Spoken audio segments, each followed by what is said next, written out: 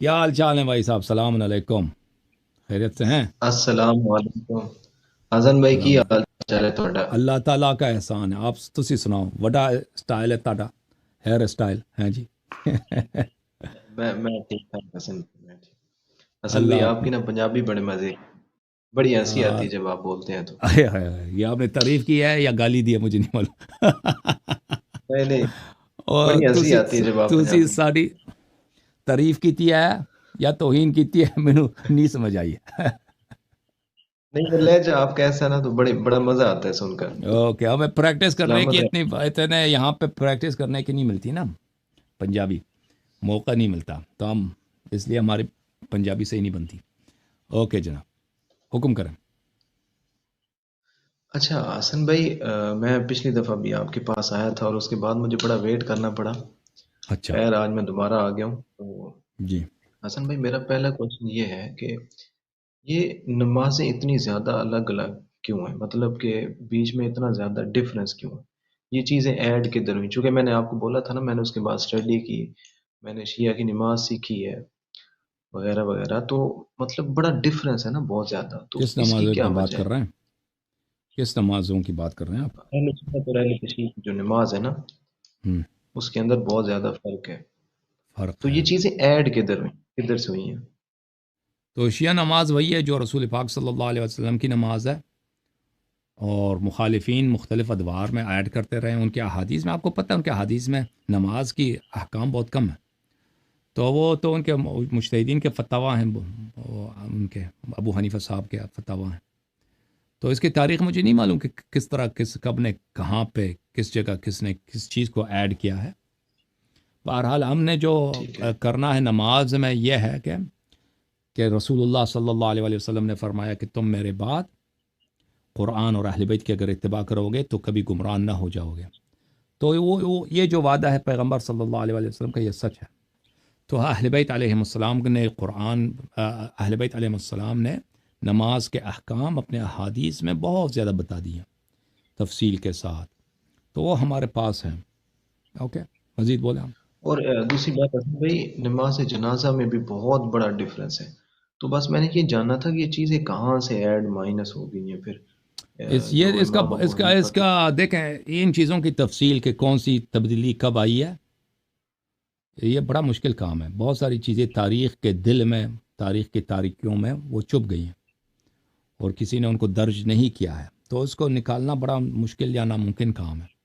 جب امام مہدی علیہ السلام تشریف لائیں گے تو وہ یہ تفصیلات بتائیں گے۔ انشاءاللہ انشاءاللہ۔ جی اچھا حسن بھائی، اس سے اگلا جو سوال ہے کہ جی، یہ جو حضرت ابو دردہ والی حدیث ہے کہ ہم۔ اس دور میں یہ سوائے نماز کے مجھے کوئی بھی بات پرانی نہیں ملتی، یہ کس دور کی بات کر رہے تھے ابو دردہ؟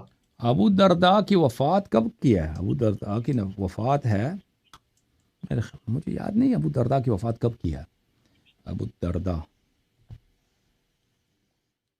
ابو درداء کی وفات، ہاں، مجھے نہیں معلوم یہ سنہ 40 میں 50 میں کب اس کی وفات ہے۔ ہو سکتا ہے آ، ابو بکر عمر کے زمانے میں، عثمان کے زمانے میں ہو، معاویہ کے زمانے میں ہو، مجھے نہیں معلوم اس کی وفات جو ہے نا کب کی ہے۔ میں ایک دفعہ چیک کرتا ہوں اس کی وفات کب کی ہے۔ اچھا وہ ذرا حدیث پڑھ سکتے ہیں اب اگر آپ کو یہ جو اس کا مورخین ریفر؟ کہتے بھی ہیں نا کہ اس کی وفات کس سال کو ہے، وہ بھی اتنے زیادہ وہ ہاں،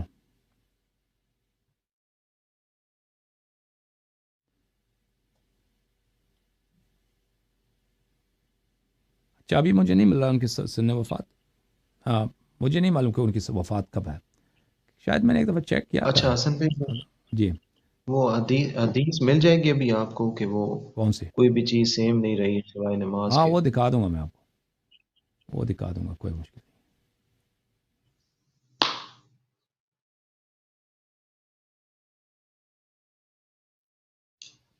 وہ تو مختلف کتب میں ہے، بخاری میں بھی ہے، مسلم میں بھی ہے، اور اللہ آپ کا بھلا کرے مرقات میں بھی ہے، اور مسند احمد میں بھی ہے، موطا میں بھی ہے۔ میں آپ کو دکھا دیتا ہوں۔ بخاری کی جو روایت ہے وہ یہ ہے۔ بس کوئی یہی بخاری دکھا دیں۔ صحیح بخاری صفحہ نمبر 161. یہ کون سی چھپی ہے؟ صدقی جمیل اتار کی دارالفکر میں چھپی ہے. حدیث نمبر 650. وہ حدیث یہ ہے، ابو دردہ، دردہ کہتے ہیں ابو دردہ میرے پاس آئے اور انہوں نے، وہ بڑے غصے میں تھے. میں نے کہا کیوں آپ غصے مند ہیں؟ تو انہوں نے کہا ما عارف من امت محمد صلی اللہ علیہ وآلہ وسلم شیئا الا انہم یصلون جميعا. امت رسول صلی اللہ علیہ وآلہ وسلم کی کوئی بات مجھے میں نہیں پہچانتا، عارف میں نہیں پہچانتا، مگر یہ کہ وہ نماز پڑھ رہے ہیں. ابھی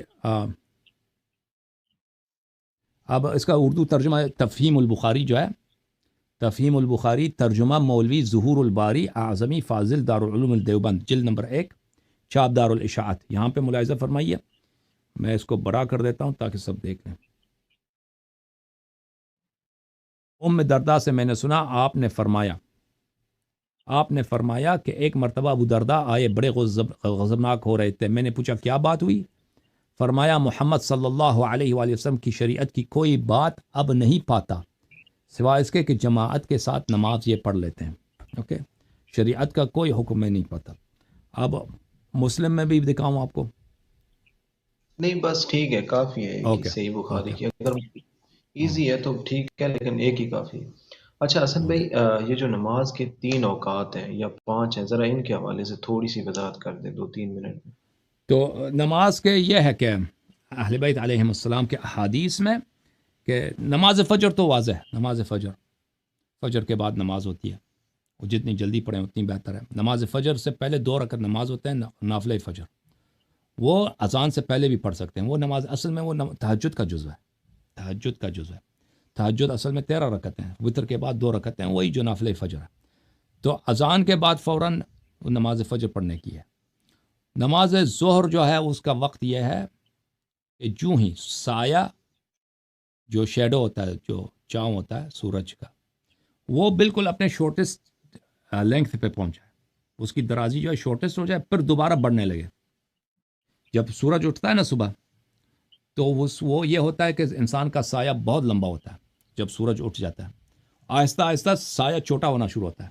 جو ہی سورج اوپر چلتا ہے تو سایہ بہت ہی چھوٹا ہو جاتا ہے. بعض شہروں میں سایہ بالکل غائب ہو جاتا ہے، جو بالکل ٹراپیکل ایریا ہوتا ہے نا، خط استوا کے قریب، وہاں پہ انسان کا سایہ ظہر کے وقت غائب ہو جاتا ہے. تو سایہ بالکل جب شارٹسٹ ڈسٹینس پہ ہو جائے، شارٹسٹ لینگتھ پہ ہو جائے، پھر دوبارہ بڑھنے لگے، دوبارہ لمبا ہونا شروع ہو جائے، تو اس وقت نماز ظہر کا وقت ہوتا ہے. نماز ظہر میں یہ ہے کہ پہلے مستحب ہے کہ انسان 8 رکعت نماز کا نافلہ پڑھ دے، پہلے 2 رکعت 2 رکعت 2 رکعت، تو ہر 2 رکعت کے بعد سلام دے دے. 4 نمازیں یعنی 8 رکعت، یہ نماز ظہر کا نافلہ ہے. اس کے بعد نماز ظہر 4 رکعت ہے. نماز ظہر کے بعد نماز عصر ہے. نماز ظہر کے بعد 8 رکعات کا عصر کا نافلہ ہے.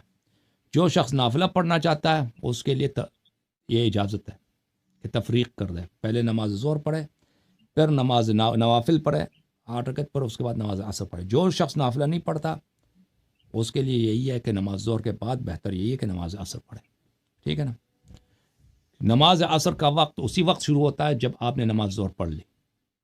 نماز ظہر کا وقت عصر کب شروع ہوتا ہے؟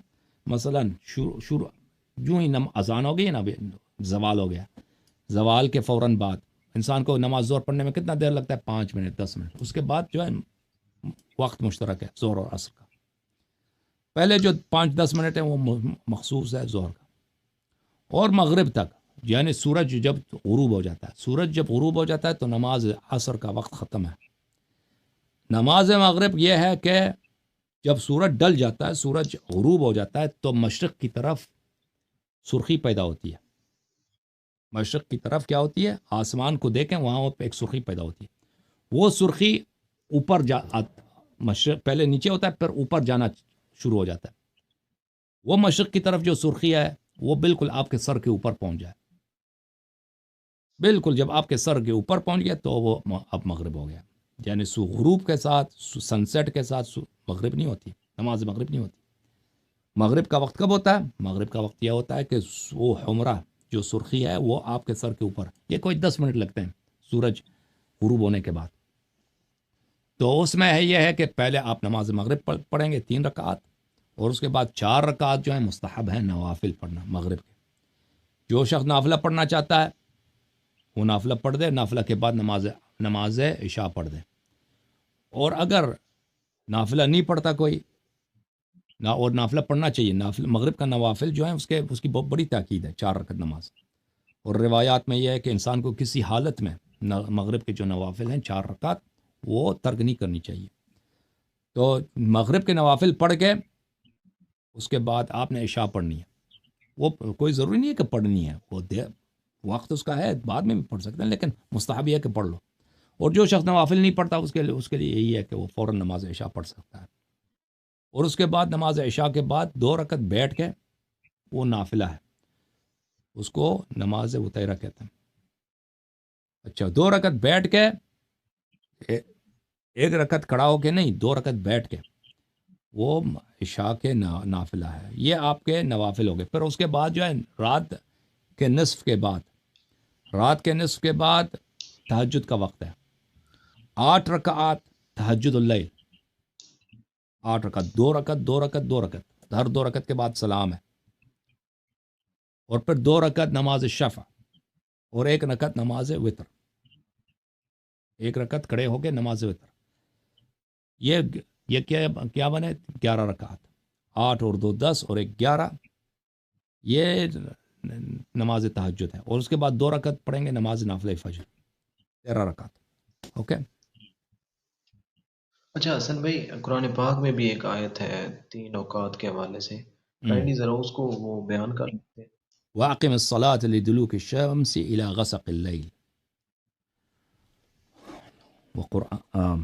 وَأَقِمِ کس سورہ میں وَأَقِمِ الصَّلَاةَ ہے؟ ذرا ترجمہ کر دیجیے. ہاں میں نکال دوں کال. وَأَقِمِ الصَّلَاةَ لِدُلُوكِ الشَّمْسِ إِلَى غَسَقِ اللَّيْلِ وَقُرْآنِ الْفَجْرِ إِنَّ قُرْآنَ الْفَجْرِ كَانَ مَشْهُودًا.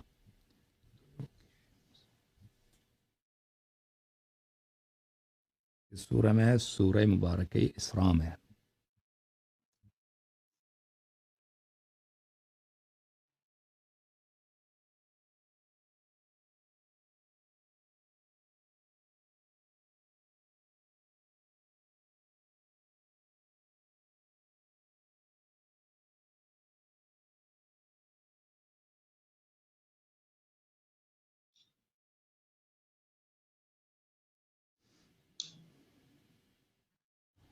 وہ آیا یہ ہے میرے سے، اقم الصلاۃ.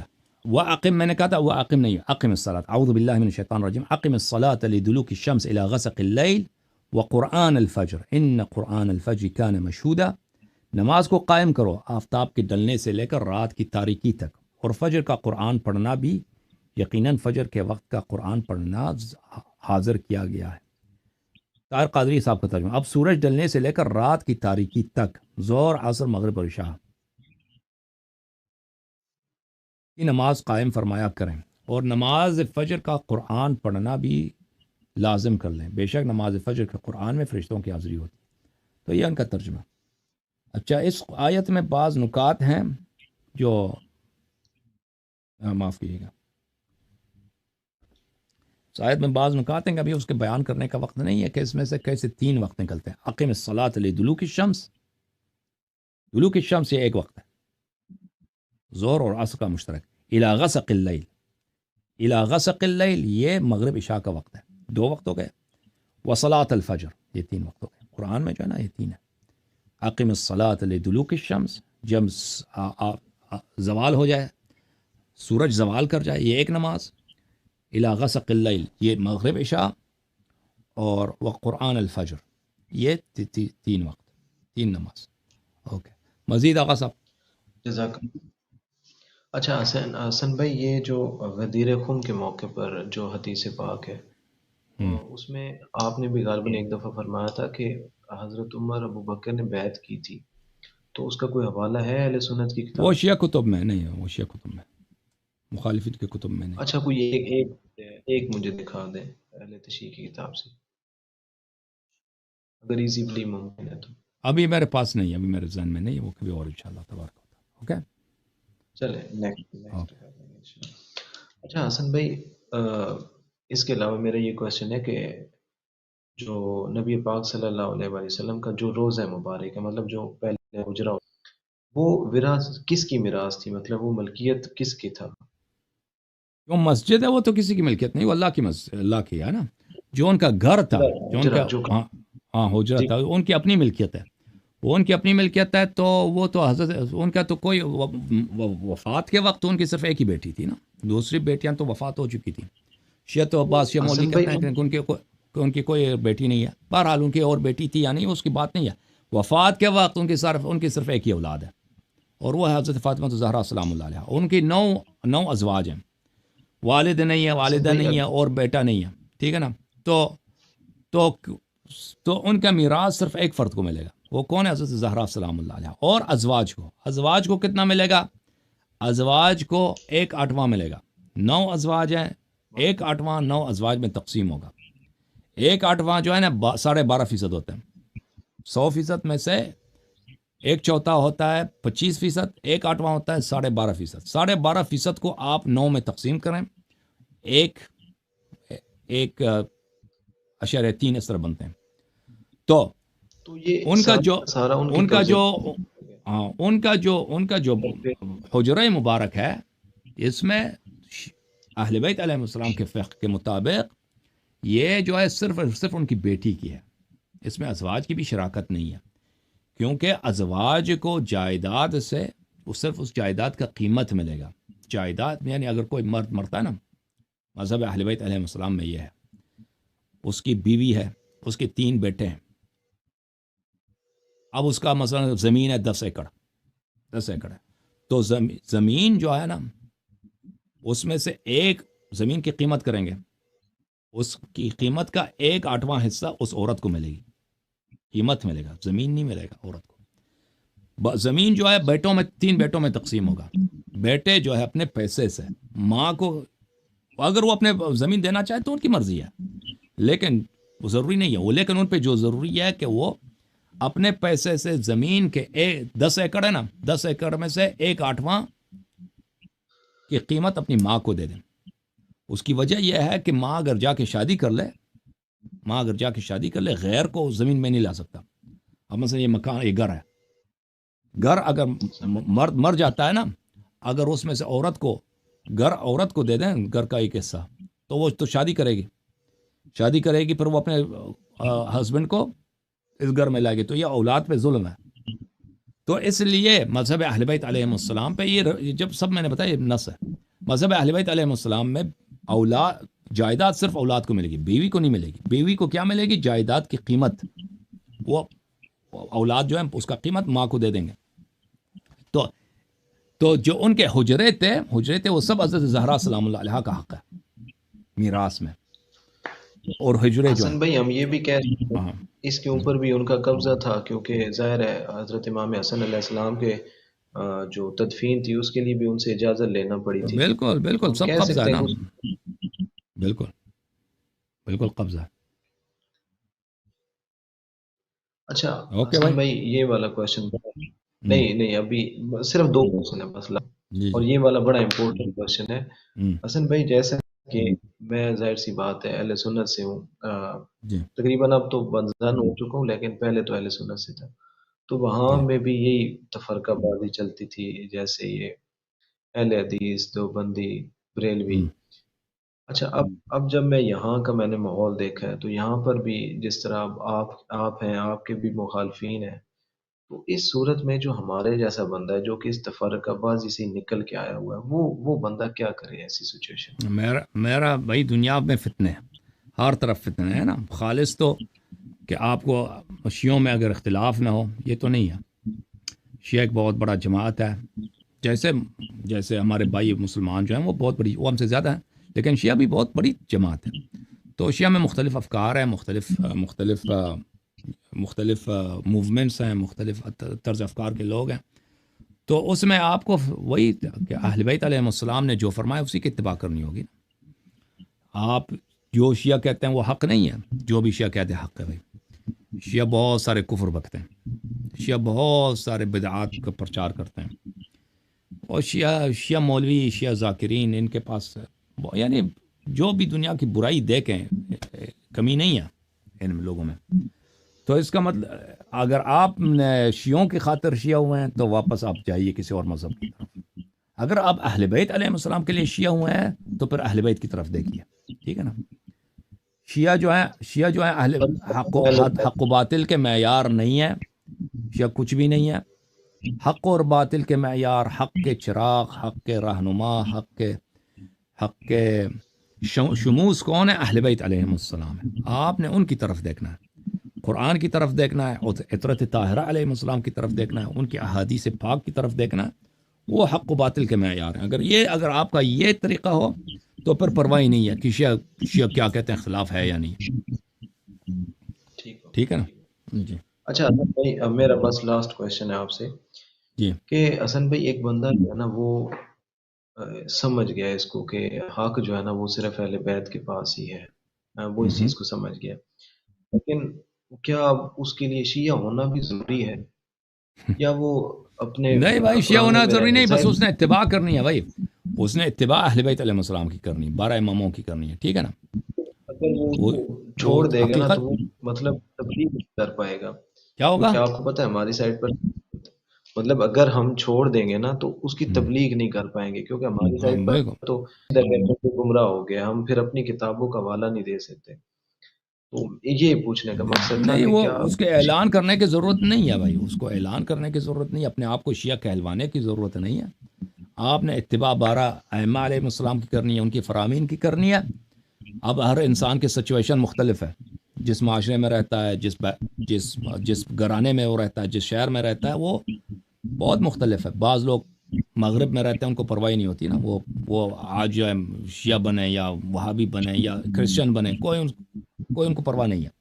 لیکن بعض لوگ پاکستان میں رہتے ہیں جہاں پہ بہت ہی وہاں پہ کنسرویٹزم ہے، لوگ برداشت نہیں کرتے.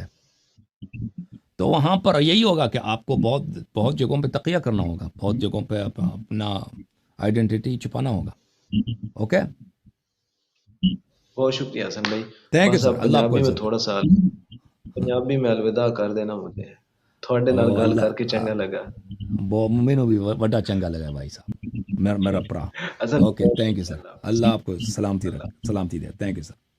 اوکے.